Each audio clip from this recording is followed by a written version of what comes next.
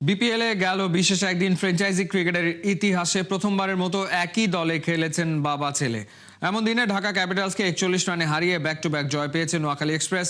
হারের মধ্যে থাকা ঢাকা ক্যাপিটালসের প্লে অফের পথ হয়েছে আরো কঠিন। ফয়সাল হাবিবের রিপোর্ট।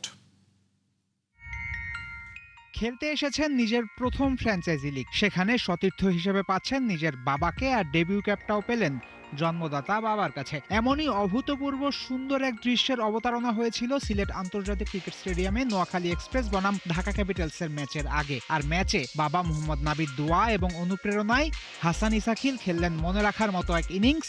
ম্যাচ জিতিয়ে হলেন প্লেয়ার অব দ্য ম্যাচ।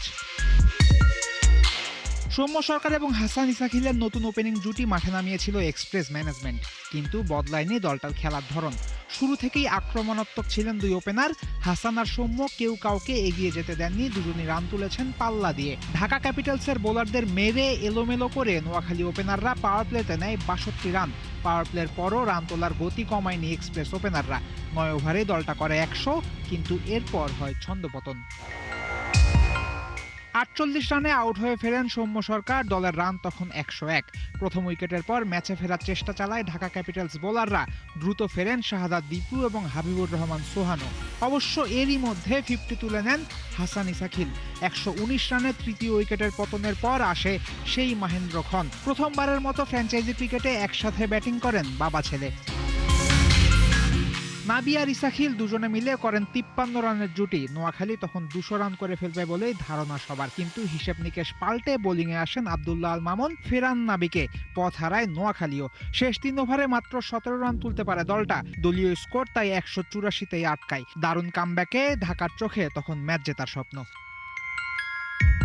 স্বপ্ন ভাঙতে খুব বেশিক্ষণ সময় লাগেনি ক্যাপিটালস সমর্থকদের। লক্ষ্য তাড়া করতে নেমে প্রথম 5 ওভারেই 4 ব্যাটারকে হারায় ঢাকা ক্যাপিটালস। সবচেয়ে বড় নাম রহমানুল্লাহ গুরবাজ আউট হন সবার আগে। এরপর একে একে ফেরেন আব্দুল্লাহ আল মামুন, নাসির হোসেন। সবচেয়ে বেশি হতাশ করেন বাজে সময়ের বাক্সেবন্দি সাইফ হাসান, আউট হন 0 রানে।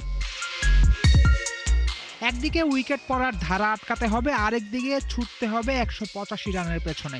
এমন কঠিন কম্বিনেশন সামলিয়ে এগোতে থাকেন ক্যাপিটালস ক্যাপ্টেন মোহাম্মদ মিথুন এবং শামীম পাটোয়ারি। দুজনের জুটিও হয় 53 রানের, কিন্তু আবার ম্যাচে ফেরে এক্সপ্রেস। সৌম্য সরকারের অসাধারণ ক্যাচে ফেরেন শামীম। পাটোয়ারির ফেরার পর আর বেশিক্ষণ স্থায়ী হয়নি ঢাকার ইনিংস। দ্রুত ফেরেন সাব্বির রহমান, 50-র আগে আউট হন মোহাম্মদ মিথুনও। হারের ব্যবধান কমানো ছাড়া আর কিছু করতে পারেননি মোহাম্মদ সাইফুদ্দিন। শেষ পর্যন্ত ঢাকা ক্যাপিটালস অল আউট হয় 143 রানে। ফয়সাল হাবিব, 71।